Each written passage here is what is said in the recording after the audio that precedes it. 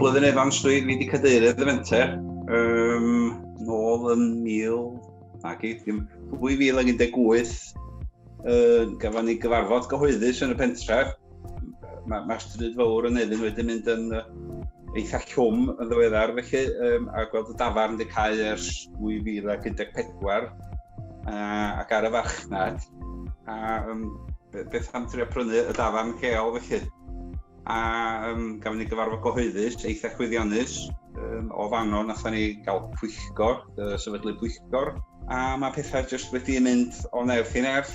Nathon ni werthu siars. Fe 2 fis o cynnig siars am 2 fis. Oedd dafarn a werth am 150,000, yn unig yn ffodus i gallu prynu fo am 85. A di gwybod oedd wedi hel 87,000, felly nath o jyst digwydd felly. Pan gafon ni'r goriadau felly, yna ddipyn o waith wagio a malu. A wedyn mewn ffordd oedd 2019 i gyd ar ei hyd, jyst ffordd o godi arian, wahanol ffyrdd, trio wahanol geisiadau grant a jyst rhoi y tafarn y heliwr allan i bobl cael prynu fwy o siars yn Befenter. Erbyn nhw, mae yna dros 540 wedi prynu siars yn Befenter. Felly mae bobl dal i brynu siars felly. Dyn ni gonffodus i gael grant o 250,000 o hwnnw wneud y darn isa a ail wneud y to, a da ni yn y broses rhan o wneud y rhan ucha y dafarn, felly 2 lawr ucha.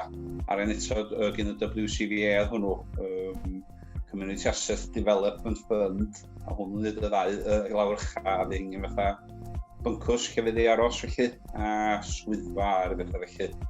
So, i fanna, da ni wedi cyrraedd erbyn heddiw lot o waith.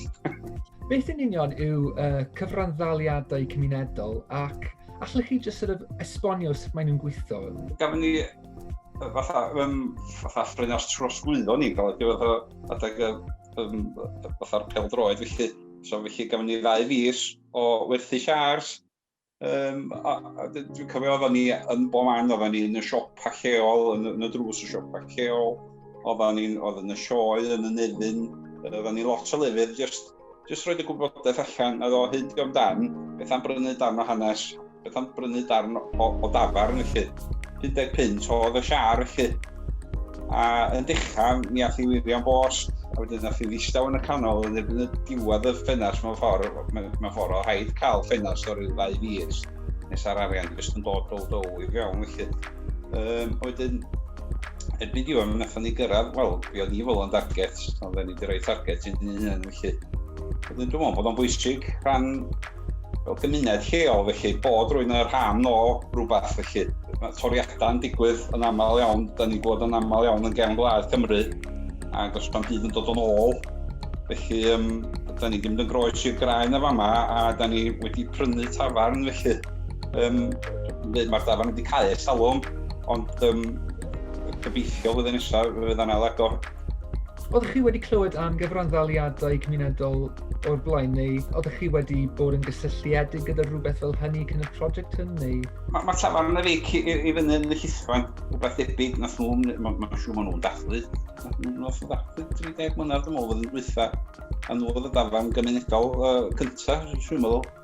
Nhw di'r dafarn gymunedol hynna yn Ewrop, os dwi'n cofio'n iawn. Felly, o'n i'n dall, mae'r ffordd o'i chwmpas i felly.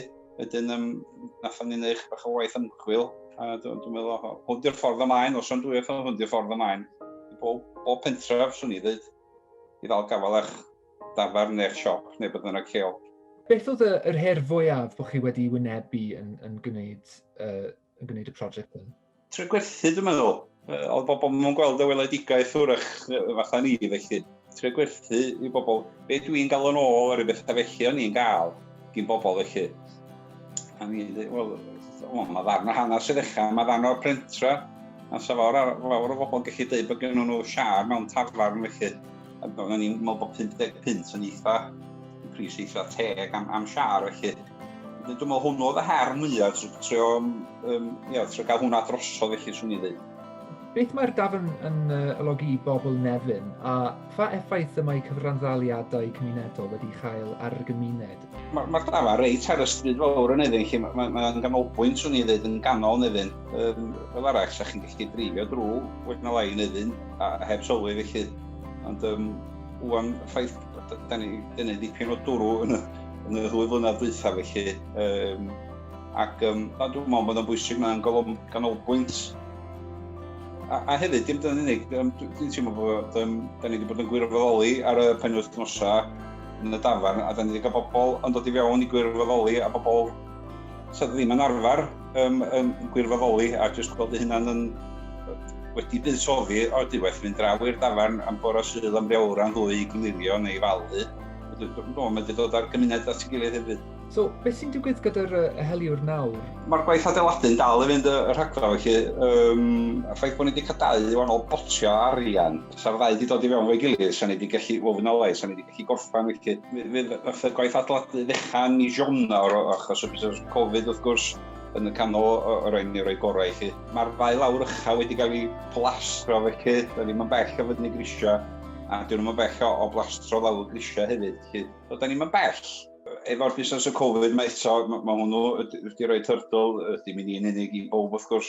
Sa'n ni wedi licio cael ei agor erbyn cyn y dolyg, ond oedd e'n teimlo sa'n ni ddim yn baros yn gormod y bwys. Ond swn i'n rhagweld mis Ebrill, mis Mai wrach swn i'n meddwl, jyst i cael bob dim i fewn yn ei le.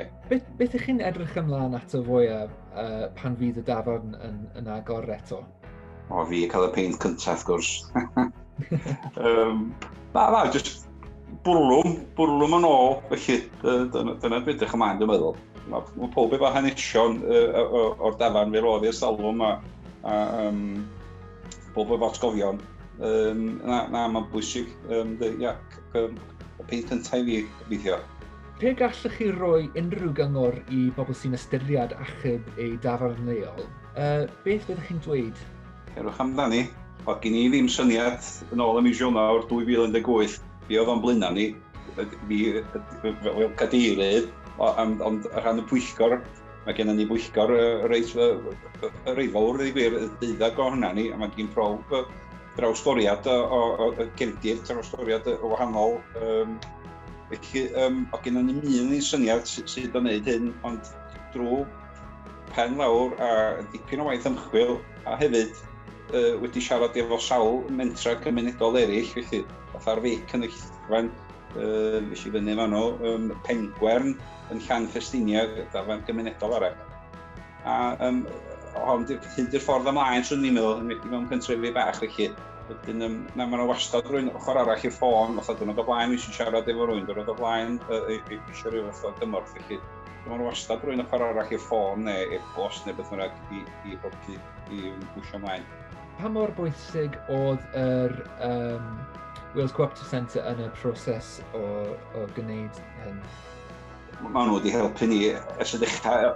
Dwi'n cofio Carly a Claudio yn dod yma i'n hyb i'n hwyr a landio yma a gen i'n syniad beth nhw'n sôn am, ond pob parch i'r ddwy nath nhw helpu ni a gael ni dros yr her cyntaf. A nhw wastad tu ôl i'r ffôn neu e-byst. A da ni dal mewn cadw mewn gysylltiad. Ond na fydd nhw dda iawn efo ni'n dechrau am y ddeud. Ac yna ni ddim syniad o gwbl ar rhan o'r ochr ar y siars, y cyfansoddiad, un byd felly. A roth nhw ni ben ffordd chwarae teg o gwych i ddigwyr efo ni.